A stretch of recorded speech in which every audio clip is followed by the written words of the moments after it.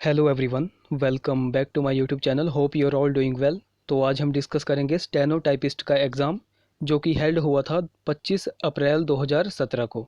और अगर इसके पोस्ट कोड की बात करें तो इसका पोस्ट कोड है 482 यानी कि 482। तो उस समय की बात करें 2017 में इसमें टोटल 100 क्वेश्चंस पूछे जाते थे, बट अब प्रेजेंट की बात करें तो इसमें टोटल 200 यानी कि 200 क्वेश्चंस पूछे जाते हैं। तो इस एग्ज़ाम को हम दो पार्ट में डिवाइड करेंगे। पार्ट वन अभी हम इसका डिस्कस करेंगे जिसमें हम reasoning, Hindi, English, world and Indian history का सेक्शन डिस्कस करेंगे। तो वीडियो को शुरू करने से पहले वीडियो को लाइक ज़रूर करें। अगर आप पहली बार हमारे चैनल पर विजिट कर रहे हो तो ज़रूर से हमारे चैनल लेट्स प्रिपेयर को सब्सक्राइब करें, साथ में बेल आइकन को ज़रूर दबाएं। तो चलिए इसी के साथ वीडियो को शुरू करते हैं।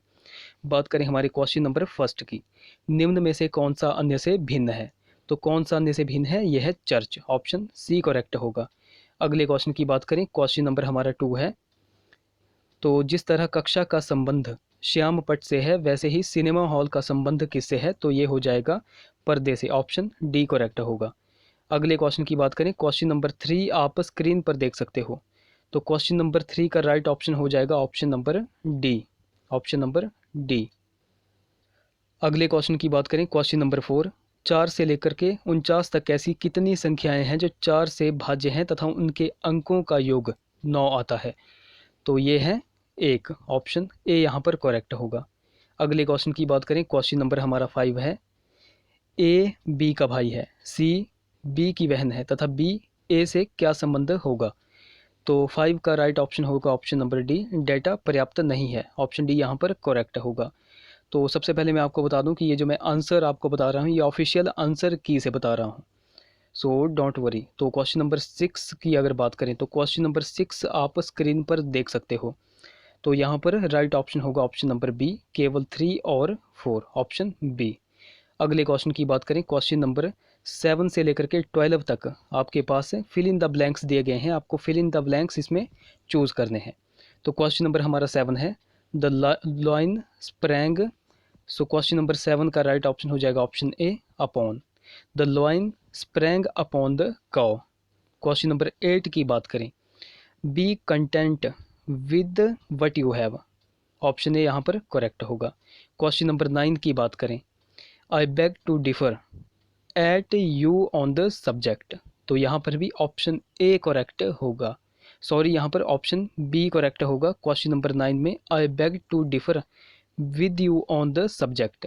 क्वेश्चन नंबर 9 का ऑप्शन बी करेक्ट होगा। अगले क्वेश्चन की बात करें, question number 10, the poor beggar was blind of one eye. Option B यहाँ पर करेक्ट होगा। अगले क्वेश्चन की बात करें, question number 11, you are trying to drag me into a controversy. Option यहाँ पर बी करेक्ट हो जाएगा। क्वेश्चन नंबर 12 की बात करें, the cat is hiding from us under the table. Option यहाँ पर डी करेक्ट हो जाएगा। तो अगले क्वेश्चन की बात करें, क्वेश्चन नंबर 13 से लेकर के 14 तक आपके पास वर्ड कुछ दिया गया होगा। तो उस वर्ड का आपको नियरेस्ट इन मीनिंग बताना है, यानी कि आपको सिनोनियम बताना है, यानी कि उसका पर्यायवाची बताना है। तो क्वेश्चन नंबर 13 है एमनेस्टी। तो एमनेस्टी का आपको नियरेस्ट इन मीनिंग बताना है, यानी कि सिनोनियम बताना है। तो सबसे पहले तो इसका हिंदी मीनिंग देख लेते हैं। तो इसका हिंदी मीनिंग होता है माफ़ी मांगना। तो माफ़ी मांगना, एमनेस्टी मीन्स माफ़ी मांगना। तो क्वेश्चन नंबर 13 का राइट ऑप्शन हो जाएगा option number D, general pardon. इसका भी अर्थ होता है सामान्य क्षमा। अगले क्वेश्चन की बात करें, क्वेश्चन नंबर हमारा 14 है डेक्रे। तो डेक्रे क्या होता है, तो ये होता है हुक्म देना, यानी कि आप कह सकते हो किसी विशेष व्यक्ति की आज्ञा, यानी कि राजा की आज्ञा। तो क्वेश्चन नंबर 14 का राइट ऑप्शन हो जाएगा option A, an order by one in authority. Option A यहाँ पर करेक्ट हो जाएगा। बात करें हमारे क्वेश्चन नंबर 15 से लेकर के 16 तक, यहाँ पर आपके पास कुछ वर्ड दिया गया होगा। तो उस वर्ड का आपको अपोजिट इन मीनिंग बताना है।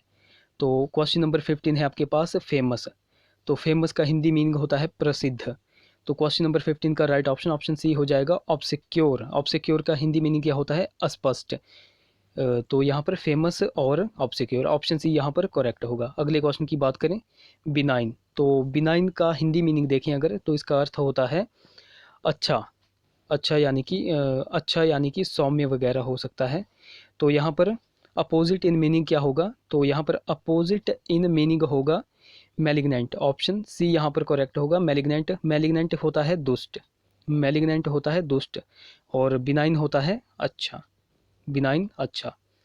तो बात करें हमारे क्वेश्चन नंबर 17 की, तो हमारा क्वेश्चन नंबर 17 है, जिसका जन्म पहले हुआ हो के लिए निम्नलिखित में से सही शब्द आपको चुनना है। तो क्वेश्चन नंबर 17 का राइट ऑप्शन, ऑप्शन ए अग्रज, ऑप्शन ए अग्रज। अगले क्वेश्चन की बात करें, दाता का विलोम शब्द आपको चुनना है, तो दाता का विलोम हो जाएगा कृपण, ऑप्शन सी करेक्ट। अगला क्वेश्चन है, तीक्ष्ण का विलोम शब्द आपको चुनना है, तो तीक्ष्ण का विलोम शब्द हो जाएगा कुंठित, ऑप्शन सी यहाँ पर करेक्ट होगा। अगले क्वेश्चन की बात करें, क्वेश्चन नंबर हमारा 20 है, अनुपम का पर्यायवाची शब्द आपको चुनना है, तो अनुपम का पर्यायवाची हो जाएगा अद्वितीय, ऑप्शन डी करेक्ट। अगला क्वेश्चन है, सूर्य का पर्यायवाची शब्द कौन सा नहीं होगा, तो यहाँ पर पूछा है नहीं होगा, तो सूर्य का पर्यायवाची शब्द कौन सा नहीं होगा, तो ये कुंदन नहीं होगा, बाकी सविता, दिनकर और रवि जो है वो सूर्य का पर्यायवाची होगा। अगले क्वेश्चन की बात करें, क्वेश्चन नंबर 22, चतुर्भुज में कौन सा समास है, तो चतुर्भुज में समास है बहुब्रीहि, ऑप्शन बी करेक्ट। अगला क्वेश्चन है, जो मीठा वचन बोलता है के लिए एक शब्द क्या होगा, तो एक शब्द होगा मिष्टभाषी, ऑप्शन सी करेक्ट। अगला क्वेश्चन है, शुद्ध शब्द आपको बताना है, शुद्ध शब्द इनमें से कौन सा है, तो ये हो जाएगा लक्ष्मण, ऑप्शन ए यहाँ पर करेक्ट होगा। अगले क्वेश्चन की बात करें, क्वेश्चन नंबर हमारा 25 है, सावधान का संधि विच्छेद आपको बताना है, तो सावधान का संधि विच्छेद हो जाएगा स प्लस अवधान, स प्लस अवधान। तो गाइस आगे जो है वो करंट अफेयर से रिलेटेड क्वेश्चंस हैं, ये 2017 के क्वेश्चन हैं, तो आपके किसी काम के नहीं हैं, तो इनको हम छोड़ रहे हैं। तो हमारा अगला क्वेश्चन है, क्वेश्चन नंबर 38 आप स्क्रीन पर देख सकते हो, which of the following is known as Asia's cleanest village, तो निम्न में से किसे एशिया का स्वच्छतम ग्राम कहा जाता है, तो ये कहा जाता है मावली नोंग को, ऑप्शन बी यहाँ पर करेक्ट होगा। मावली नोंग मेघालय में स्थित है, बाकी पोखरान की बात करें तो ये उत्तर प्रदेश में स्थित है। बात करें अगले क्वेश्चन की, the headquarter of International Court of Justice is at, तो बहुत ज़्यादा इंपॉर्टेंट क्वेश्चन है, मोस्ट इंपॉर्टेंट क्वेश्चन है ये, अंतर्राष्ट्रीय न्यायालय का मुख्यालय कहाँ पर स्थित है, तो ये है हेग में, ऑप्शन ए यहाँ पर करेक्ट होगा। हेग कहाँ पर है, तो ये नीदरलैंड में है, नीदरलैंड की राजधानी अक्सर एग्जाम में पूछी जाती है, एम्स्टर्डम इसकी राजधानी है। और यहाँ से एक और क्वेश्चन निकलेगा कि अंतर्राष्ट्रीय न्यायालय में टोटल कितने जज होते हैं, तो अंतर्राष्ट्रीय न्यायालय यानी कि इंटरनेशनल कोर्ट ऑफ जस्टिस में टोटल 15 जज होते हैं, इनका कार्यकाल 9 वर्ष का होता है, इनका कार्यकाल, हर एक जज का कार्यकाल 9 वर्ष का होता है। तो इन सारे पॉइंट्स को आपको नोट रखना है। अगले क्वेश्चन की बात करें, Vikram Sarabhai space centre is at, तो विक्रम साराभाई अंतरिक्ष अनुसंधान केंद्र कहाँ पर अवस्थित है, तो ये हो जाएगा तिरुवनंतपुरम में, ऑप्शन ए यहाँ पर करेक्ट होगा। तिरुवनंतपुरम कहाँ पर स्थित है, यानी कि ये किस राज्य में पड़ता है, तो ये पड़ता है केरल राज्य में। तो इस विक्रम साराभाई अंतरिक्ष अनुसंधान की शुरुआत कब हुई थी, तो ये 1963 में इसकी शुरुआत हुई थी। उस टाइम जो है वो इसका नाम थम्बा, इस टाइम इसका नाम थम्बा भूमध्य रेखीय रॉकेट प्रक्षेपण केंद्र था। तो बाद में जाकर के भारतीय अंतरिक्ष कार्यक्रम के जनक थे डॉक्टर विक्रम साराभाई, उनके सम्मान में इसका नाम चेंज कर दिया गया और अब फिर इसका नाम है विक्रम साराभाई अंतरिक्ष अनुसंधान केंद्र। बात करें हमारे क्वेश्चन नंबर 41 की, ट्रांसपेरेंसी इंटरनेशनलिज, तो ट्रांसपेरेंसी इंटरनेशनल क्या है, तो यह है एक वैश्विक नागरिक सामाजिक संगठन जो भ्रष्टाचार के विरुद्ध लड़ाई का नेतृत्व करती है, ऑप्शन ए यहाँ पर करेक्ट हो जाएगा। इसको आपको बिल्कुल अच्छी तरह नोट रखना है। ट्रांसपेरेंसी इंटरनेशनल से एक क्वेश्चन निकल कर आता है कि ये एक सरकारी संस्था है या गैर सरकारी, तो यह एक गैर सरकारी संस्था है, ये वाला पॉइंट आपको नोट रखना है। तो यहाँ पर अगर आपसे पूछा जाए ट्रांसपेरेंसी इंटरनेशनल का मुख्यालय कहाँ पर है, तो ये जर्मनी की कैपिटल बर्लिन में स्थित है, जर्मनी की कैपिटल बर्लिन में इसका मुख्यालय स्थित है। बात करें हमारे अगले क्वेश्चन की, क्वेश्चन नंबर हमारा 42 है, who translated the national song into English, तो राष्ट्रगीत का अंग्रेजी में किसने अनुवाद किया था, तो ये किया था अरविंदो घोष ने, ऑप्शन बी यहाँ पर करेक्ट हो जाएगा। तो अरविंदो घोष ने पहली बार जो है वो राष्ट्रगीत का अंग्रेजी में अनुवाद किया था। राष्ट्रगीत की बात करें तो राष्ट्रगीत पहली बार कब गाया गया था, तो कांग्रेस के कलकत्ता अधिवेशन में गाया गया था 1896 में। ठीक है, तो वंदे मातरम, जो हमारा वंदे मातरम है, तो उसको राष्ट्रगीत का दर्जा कब दिया गया, ये वाला क्वेश्चन भी बहुत बार एग्जाम में पूछा जाता है। 24 जनवरी 1950 को 1950 को जो है वो इसको दर्जा दिया गया था। बाकी जो है वो ये जो हमारा राष्ट्रगीत है इसके रचयिता कौन थे, तो इसके रचयिता थे Bankim Chandra Chattopadhyay.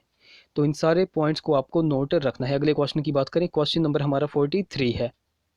The author of the famous book Das capitalism, तो प्रसिद्ध पुस्तक दास कैपिटल के लेखक कौन कौन है? तो ये है कार्ल मार्क्स। इन्होंने जो है वो इस पुस्तक की रचना कब की थी? 1867 में। इस वाले पॉइंट को आपको नोट रखना है। बाकी दास कैपिटल पुस्तक जो है वो, दास कैपिटल पुस्तक की मूल भाषा क्या है? तो इसकी मूल भाषा है जर्मनी। जर्मनी इसकी मूल भाषा है। अगले क्वेश्चन की बात करें, क्वेश्चन नंबर हमारा 44 है।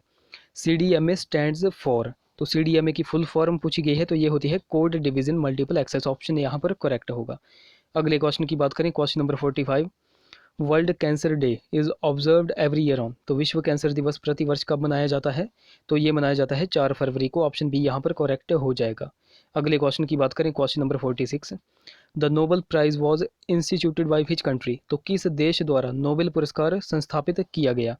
तो नोबेल पुरस्कार से आपको 2-3 क्वेश्चन याद रखने हैं। नोबेल पुरस्कार हर साल 10 दिसंबर को दिया जाता है।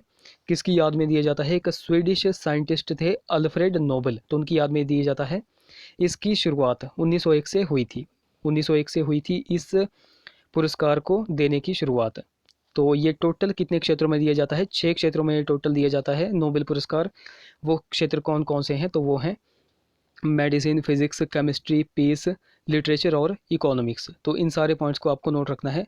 तो यहाँ से इन 6 नोबेल प्राइज़ में से सिर्फ एक यानी कि पीस यानी कि शांति का नोबेल पुरस्कार जो है वो नॉर्वे की कैपिटल नॉर्वे की कैपिटल ओस्लो से दिया जाता है। बाकी ये जो पाँच नोबेल पुरस्कार बच गए, तो इन 5 नोबेल पुरस्कारों को कौन देता है? तो ये देता है स्वीडन। ऑप्शन ए यहाँ पर करेक्ट होगा। तो स्वीडन की कैपिटल स्टॉकहोम से ये प्रदान किए जाते हैं। ये वाला पॉइंट भी आपको नोट रखना है। अगले क्वेश्चन की बात करें, क्वेश्चन नंबर हमारा 47 है। Who among the following personality is not awarded by Bharat Ratna, तो निम्न में से किस व्यक्तित्व को भारत रत्न से नहीं सुशोभित किया गया है? तो 47 का राइट ऑप्शन ए हो जाएगा, आचार्य नरेंद्र देव को। ऑप्शन ए यहाँ पर करेक्ट। अगले क्वेश्चन की बात करें, who of the following is a football player, तो निम्न में से कौन एक फुटबॉल खिलाड़ी है? तो कौन एक फुटबॉल खिलाड़ी हैं? तो ये हैं निकोलस एलेंका। ऑप्शन बी यहाँ पर करेक्ट होगा। अगले क्वेश्चन की बात करें, क्वेश्चन नंबर हमारा 49 है। Thomas cup is associated with, Thomas cup का संबंध किससे है? तो थॉमस कप का संबंध है बिलियर्ड से। ऑप्शन ए यहाँ पर करेक्ट होगा, बिलियर्ड से। अगले क्वेश्चन की बात करें, क्वेश्चन नंबर हमारा 50 है। मार्को पोलो वॉज, तो मार्को पोलो ने भारत, चीन तथा एशिया के अन्य हिस्सों से होकर यात्रा की थी। ऑप्शन यहाँ पर सी करेक्ट हो जाएगा। ऑप्शन सी यहाँ पर करेक्ट हो जाएगा। तो गाइज़ यहाँ पर हम पार्ट 1 को एंड कर रहे हैं, नहीं तो वीडियो ज़्यादा लंबी हो जाएगी। तो पार्ट 2 हम इसका जल्द ही डिस्कस करेंगे, क्या पता आज ही डिस्कस कर लें। तो ऐसी ही इंफॉर्मेटिव वीडियोस के लिए हमारे आप चैनल को सब्सक्राइब ज़रूर करें, साथ में बेल आइकन को ज़रूर दबाएं। तो चलिए मिलते हैं अगली वीडियो में। Till then take care.